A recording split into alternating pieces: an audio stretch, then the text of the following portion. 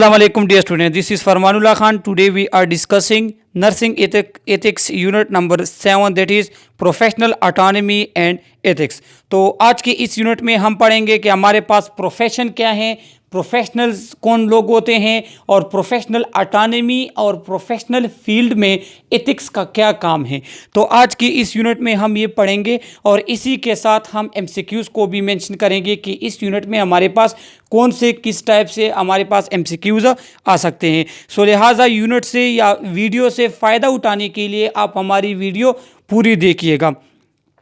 Objectives आज की unit के हमारे पास हैं: define profession, professional autonomy, accountability and unity. Second objectives हमारे पास हैं: discuss the characteristics of professional nurse, relate the code of ethics to professional status, discuss the professional autonomy and ethics, relate accountability to professional status, discuss the concept of unity and its relationship, professional status in nursing, relate nursing ethics to standards of nursing practice. तो ये आज की unit के हमारे पास objectives हैं जो कि एक एक करके आज हम इन ऑब्जेक्टिव्स को कवर करेंगे इंशाल्लाह। फर्स्ट हमारे पास है profession, professional autonomy, accountability and unity. तो प्रोफेशन क्या होता है? Profession is paid occupation, specially one that involve prolong training and a formal qualification. तो सबसे पहले आप लोगों को पता होना चाहिए कि प्रोफेशन और ऑक्यूपेशन में क्या फ़र्क है। तो एक सेंटेंस में आप लोगों को बताता हूं जो कि अक्सर एमसीक्यूज़ में आता है कि profession is an occupation but occupation can not always be profession. तो हम प्रोफेशन को ऑक्यूपेशन कह सकते हैं क्योंकि ऑक्यूपेशन एक हमारे पास वो काम जिससे हमारे पास पैसे आते हैं, हमें जिससे हमारे पास आउटपुट होता है, और प्रोफेशन से भी हमारे पास आउटपुट हमें होता है, हम उससे पैसे लेते हैं तो कमाते हैं उससे। लेकिन प्रोफेशन ये है कि हम उसको कहें कि वो एक फॉर्मल क्वालिफिकेशन होगी, एक इंस्टीट्यूट में वो डिग्री हम हासिल करेंगे, एक स्किल्स जिसमें हमारे पास होंगे, जिसकी स्पेसिफिक डिग्री होगी, स्पेसिफिक टाइम होगा, स्पेसिफिक क्वालिफिकेशन होगी फॉर्मल, और एक स्पेसिफिक इदारे में आप उसे हासिल करेंगे। तो ये हमारे पास फिर प्रोफेशन बन जाता है। और ऑक्यूपेशन तो हर कोई कहाँ से भी कर सकता है, सो लिहाजा ऑक्यूपेशन को हम प्रोफेशन नहीं कह सकते, लेकिन प्रोफेशन को हम ऑक्यूपेशन कह सकते हैं। एग्जाम्पल हमारे पास क्या है कि नर्सिंग, टीचिंग, इंजीनियरिंग एक्सेट्रा। तो नर्सिंग हमारे पास, नर्सिंग एक प्रोफेशन है इसलिए तो हम बार बार कहते हैं कि प्रोफेशनल नर्स। इस तरह टीचिंग हो गया, इंजीनियरिंग हो गई, तो ये सब चीज़ें जो हमारे पास हैं ये प्रोफेशन में आती हैं। अब हम पढ़ते हैं प्रोफेशनल। तो प्रोफेशन से ताल्लुक़ रखने वाले पर्सन को क्या कहेंगे? प्रोफेशनल पर्सन कहेंगे। तो a professional is a member of a profession और any person who earn a living from a specified professional activity.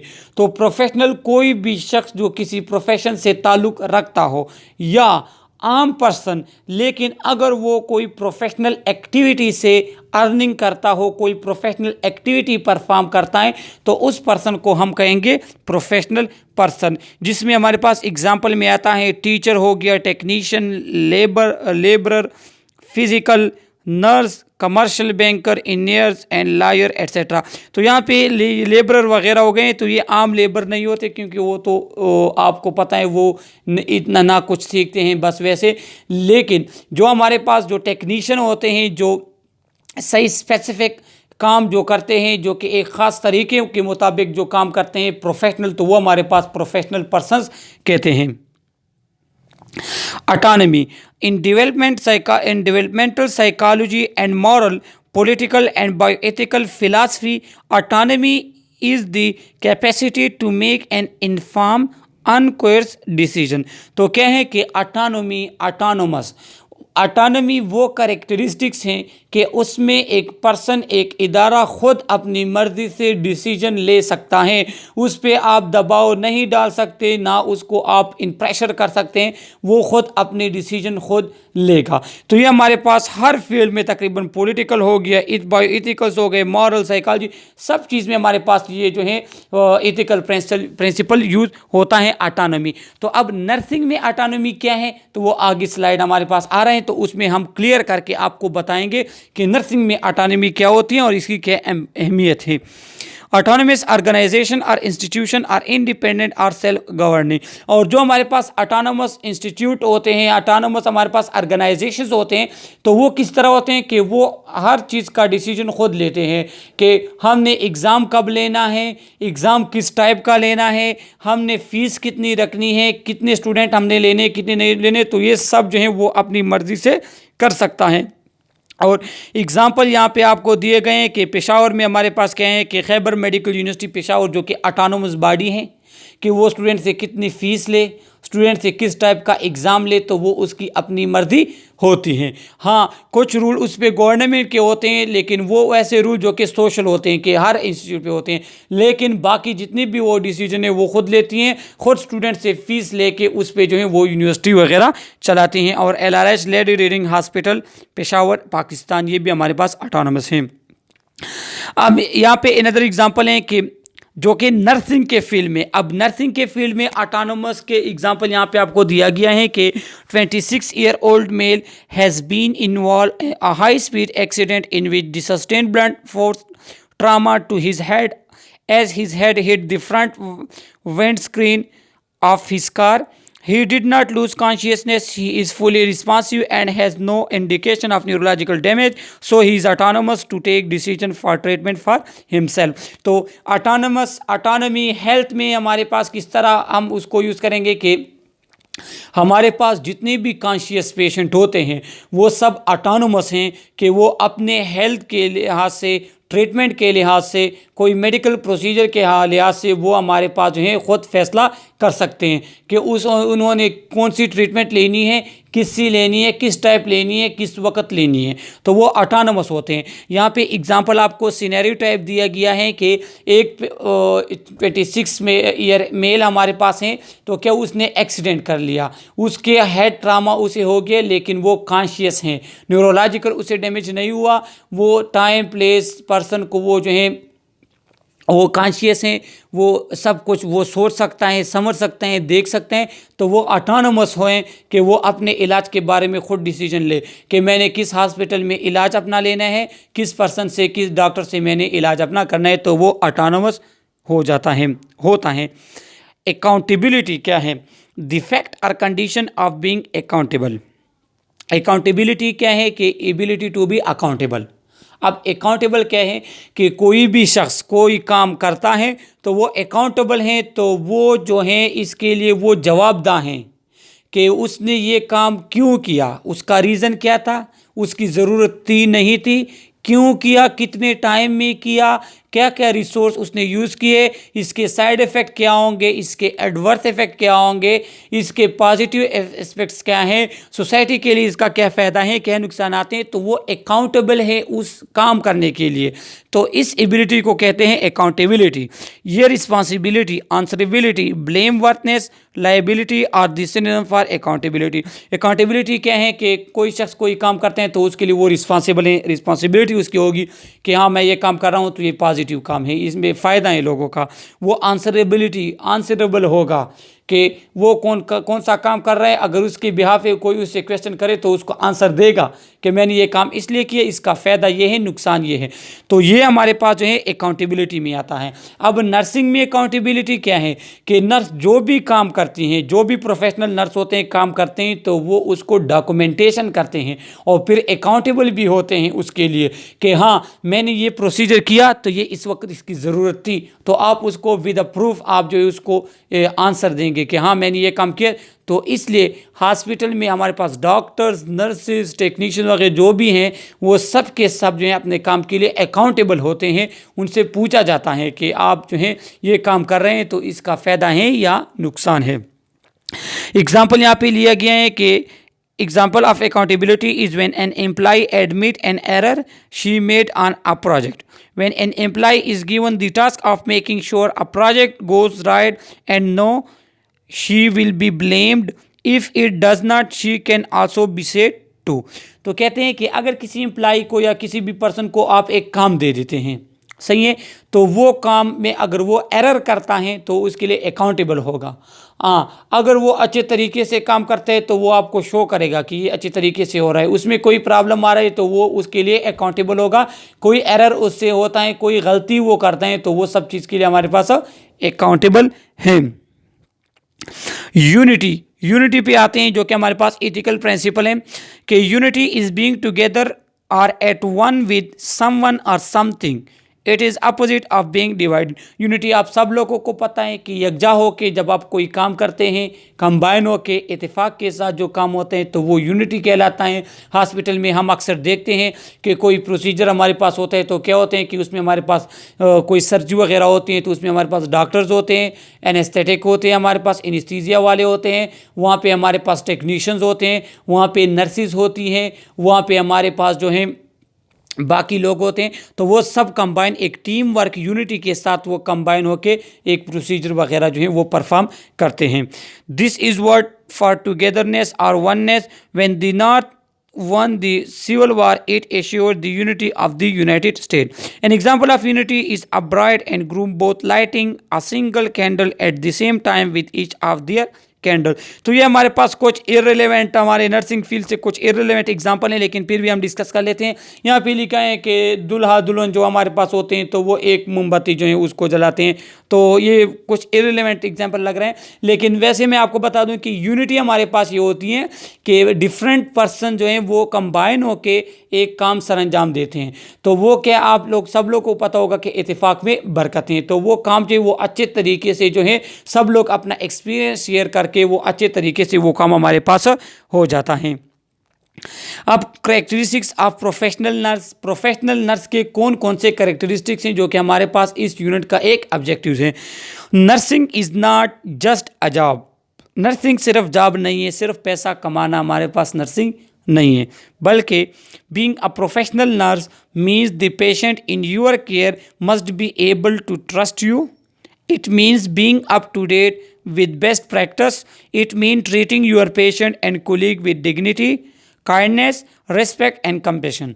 तो प्रोफेशनल नर्स का मतलब ये है कि जो पेशेंट आपकी जिम्मेदारी है तो आपने उसके अच्छे तरीके से केयर करनी होगी।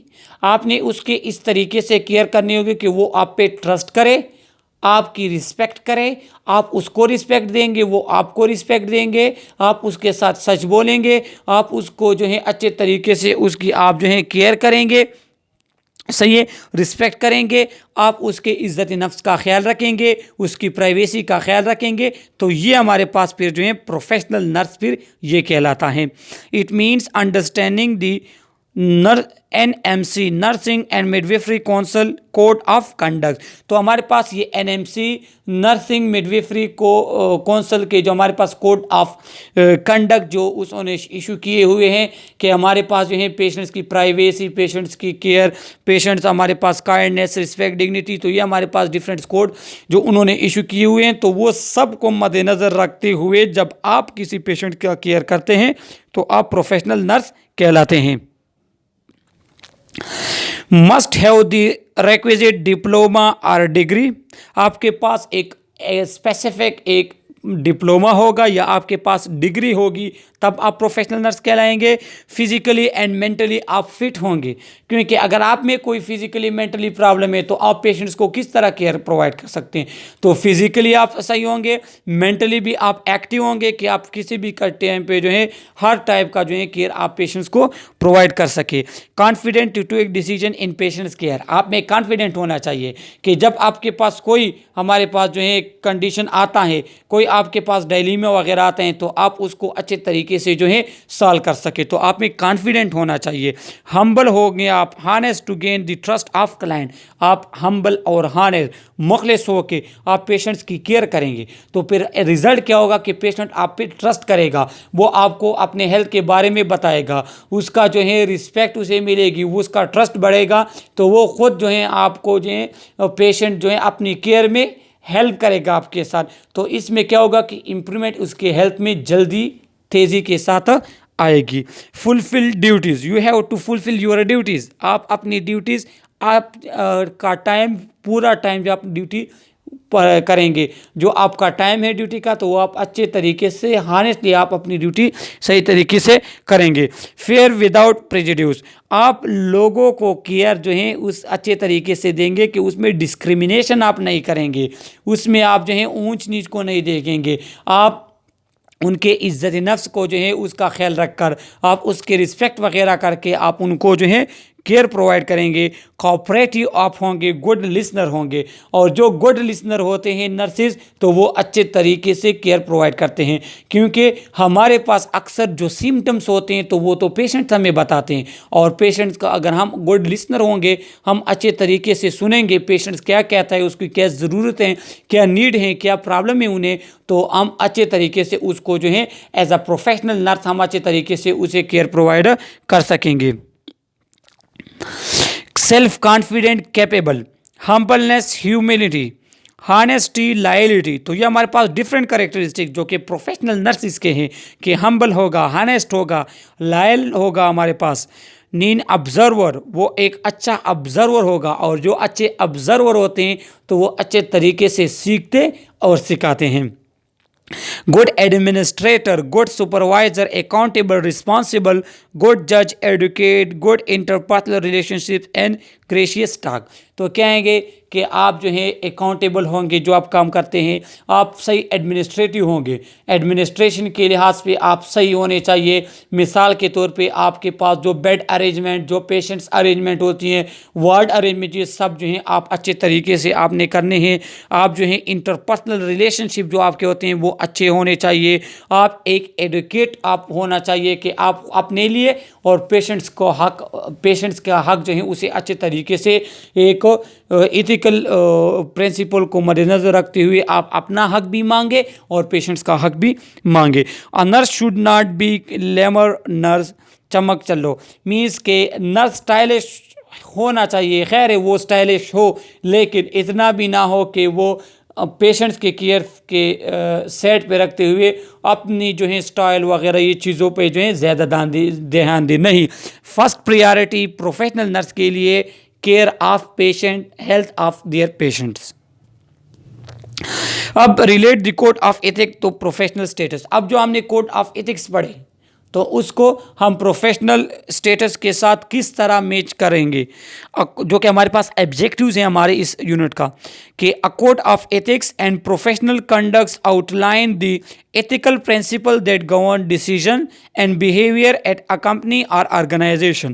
They give general outline of how employees should behave as well as specific guideline for handling issue like harassment, safety and conflict of interest. तो कहते हैं कि जो हमारे पास ethical code of conduct हैं तो वो प्रोफेशनल हमारे पास प्रोफेशन में किस तरह हम उसको यूज़ करते हैं, उसको हम इस तरह यूज़ करते हैं कि हमारे पास जो रोज़मर्रा की चीज़ें होती हैं, जो हमने केयर प्रोवाइड करनी है एज अ प्रोफेशनल नर्स, जो हमारे पास एडमिनिस्ट्रेशन इश्यूज़ होती हैं, जो हेल्थ वाइज इश्यूज़ होती हैं, जो एथिकल, सोशल, रिलीजियस हमारे पास जो एथिकल इश्यूज़ होती हैं, या कोई हमारे पास सेफ्टी की बात अगर हो रही है, कहाँ पे कन्फ्लिक्ट्स हैं, कहाँ पे इश्यूज़ हैं, कहाँ पे हरेसमेंट है, तो ये सब चीज़ों को हमने किस तरह हैंडल करना है, इन सब को हैंडल करते हुए हमने एथिकल कोड्स को हमने मद्देनज़र रखना होगा, एथिकल प्रिंसिपल को हमने सामने रखना होगा इन सब चीज़ों के सलूशन ढूंढने में। प्रोफेशनल अटानमी, तो प्रोफेशनल अटानमी कौन सी है कि the central element of professional autonomy is the assurance that individual physicians and nurses have the freedom to exercise their professional judgement in the care and treatment of their patient. तो hospital में autonomy क्या है कि हमारे पास doctor, surgeon, physicians, nurses हमारे पास जितनी भी प्रोफेशनल्स हेल्थ प्रोवाइडर हैं, तो वो क्या वो करेंगे कि वो हमारे पास जो है अपनी मर्ज़ी से डिसीजन ले सकते हैं, वो डिसीजन जो हॉस्पिटल पेशेंट्स के लिए बेहतर हो, तो वो अटानमस होने चाहिए इस डिसीजन में।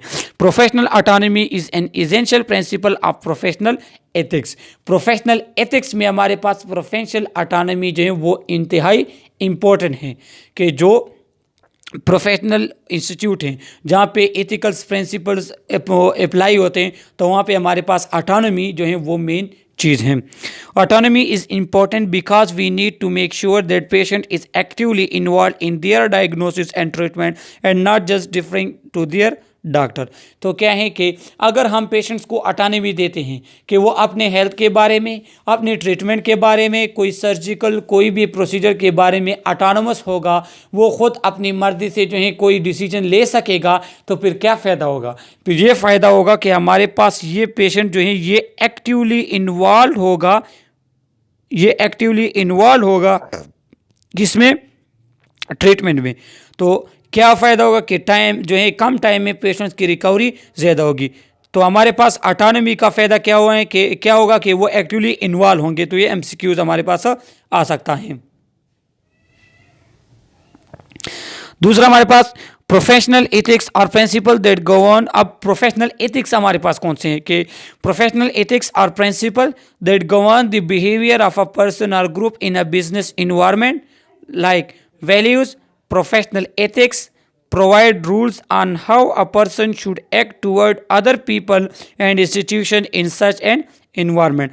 तो प्रोफेशनल एथिक्स हमारे पास क्या है कि हमारे पास ये डिफरेंट प्रिंसिपल्स हैं जो एक प्रोफेशन में हम इसको अप्लाई करते हैं, इसको फॉलो करते हैं कि वो प्रोफेशन में जो लोग हैं तो वो एक दूसरे के साथ उसका क्या रिलेशन, क्या बर्ताव, क्या बिहेवियर होगा, क्लाइंट के साथ उसका क्या बिहेवियर है, इश्यूज आ रहे हैं तो वो उसको किस तरह हैंडल करता है, कोई प्रॉब्लम हो रही है, कोई कन्फ्लिक्ट बन रहा है, केयर प्रोवाइड कर रहे हैं, एडमिनिस्ट्रेशन की तरफ से कोई वो है प्रॉब्लम है या उसकी जो सेटिंग है, तो ये सब चीज़ें जो हैं अगर वो एथिकल इश्यूज़ को, एथिकल प्रिंसिपल को मद्देनज़र रखते हुए अगर वो उसका हल करते हैं तो ये हमारे पास फिर प्रोफेशनल एथिक्स हो गया। और ये प्रोफेशनल जितने भी हमारे पास इदारे हैं वहाँ पे इसके अप्लाई होते हैं ये ethical principle. Accountability to professional status. अब अकाउंटेबिलिटी हमारे पास प्रोफेशनल स्टेटस के साथ उसके क्या रिलेशन है कि accountability can be seen through out all aspects of nursing practice. तो जितने भी नर्सिंग प्रैक्टिस हैं, प्रोफेशनल नर्सिंग प्रैक्टिस जितने भी हैं, वहाँ पे हमारे पास अकाउंटेबिलिटी इम्पॉर्टेंट है कि हम जो भी काम करते हैं तो उसके लिए फिर हम अकाउंटेबल होंगे, हम उसके लिए जवाबदेह होंगे। मिसाल क्या है कि इंश्योरिंग प्रोवाइडिंग सेफ, अगर हम सेफ्टी प्रोवाइड करते हैं, क्वालिटी केयर प्रोवाइड करते हैं, डेलीगेशन हमारे पास होती हैं, following and policy and procedure. तो हम अगर कोई पॉलिसी बनाते हैं, कोई प्रोसीजर करते हैं तो हम उसके लिए अकाउंटेबल फिर होते हैं कि हाँ हम ये प्रोसेस कर रहे हैं तो ये हम इस वजह से कर रहे हैं, इसकी ज़रूरत थी, इसका फ़ायदा ये होगा, नुकसान ये होगा। तो ये सब चीज़ों को मद्देनज़र रखते हुए हमने वो प्रोसीजर, वो पॉलिसी, वो हेल्थ केयर प्रोवाइड करना होगा। Practicing within the guideline of Nursing Practice Act, maintaining confidentiality, questioning standards of care, providers orders। तो क्या है कि हमारे पास जो नर्सिंग प्रैक्टिस एक्ट हैं उसके मुताबिक हम जो हैं केयर प्रोवाइड करें पेशेंट्स को, और इस तरह केयर प्रोवाइड करें जिसके बारे में अगर हमसे कोई क्वेश्चन हो तो हम उस क्वेश्चन को आंसर कर सकें। ऐसा ना हो कि हम जो है तजुर्बे करते रहें, एक्सपेरिमेंट करते रहे हॉस्पिटल में, इस तरह नहीं होना चाहिए। कोई भी प्रोसीजर हम करेंगे तो उसके लिए हमारे पास प्रिंसिपल जो होते हैं उसका जो एक स्पेसिफिक तरीक़ाकार है उसको अप्लाई करके हम जो है वो प्रोसीजर करेंगे। Unity and it's relation. अब यूनिटी का प्रोफेशनल स्टेटस के साथ क्या रिलेशन है? पहले हमने यूनिटी, अकाउंटेबिलिटी, ऑटोनॉमी वगैरह पढ़ लिया, उसके बाद फिर अब हम उसका रिलेशन पढ़ रहे हैं प्रोफेशनल स्टेटस के। तो अकाउंटेबिलिटी का पढ़ लिया और ऑटोनॉमी का भी पढ़ लिया। अब एक प्रोफेशनल इंस्टीट्यूट में, एक प्रोफेशनल जगह पे, एक प्रोफेशन में यूनिटी का क्या फ़ायदा है? तो क्या है कि ग्रुप, अब यूनिटी हमारे पास क्या है कि ये अगर यूनिटी होती है एक प्रोफेशन में, जिस तरह अगर हम हॉस्पिटल की बात करें तो हॉस्पिटल में अगर हमारे पास यूनिटी होगी, अगर नर्सिस में यूनिटी होती हैं, nurses, doctors, technician, anaesthetic, physician वगैरह, अगर ये यूनिटी कंबाइन होके अगर कोई जो है परफॉर्म कर रहे हैं, कोई प्रोसीजर वगैरह परफॉर्म कर रहे हैं, तो क्या होगा कि उसका आउटपुट हमारे पास अच्छा आएगा। तो किसी भी प्रोफेशन में, बाकी अगर बैंकिंग की बात करें तो बैंक में अगर हमारे पास कैशियर्स, अकाउंटेंट और ये जो एक दूसरे के साथ यूनिटी में अगर काम करते हैं तो वो इदारा जो है वो एक अच्छे तरीके से जो है आगे जाता है, उसमें इसमें फ़ायदा आता है। तो ये यूनिटी जो कि एथिकल प्रिंसिपल हमारे पास हैं, तो इसका फ़ायदा भी हमारे पास प्रोफेशनल इंस्टीट्यूट वगैरह में ये होता है। अब ये आप लोग के लिए एक ग्रुप असाइनमेंट हैं कि आप ख़ुद जो है नेट सर्च कर ले इसके लिए कि हमारे पास जो है यूनिटी का एक प्रोफेशनल स्टेटस इन नर्सिंग है, उसके साथ क्या रिलेशनशिप्स हैं। तो आप जो है उसको नेट पे अगर सर्च करते हैं तो वहाँ पे आप डिफरेंट चीज़ें आ जाती हैं कि अगर एक तो हमारे पास अगर नर्सिस में यूनिटी होती हैं तो वो अपना हक मांग सकते हैं, वो अपना जो है ग्रेडिंग जो है स्केल आगे बढ़ा सकते हैं, वो अपना जो है उसकी सैलरीज वगैरह जितने भी इश्यूज़ हैं या उनके हॉस्टल्स वगैरह इशू हैं तो वो उसमें जो है अच्छे तरीके से वो अपना हक मांग सकते हैं, उसमें इम्प्रूवमेंट लग सकते हैं। तो यूनिटी जो है वो इंतहाई इम्पोर्टेंट है प्रोफेशनल स्टेटस नर्सिंग में।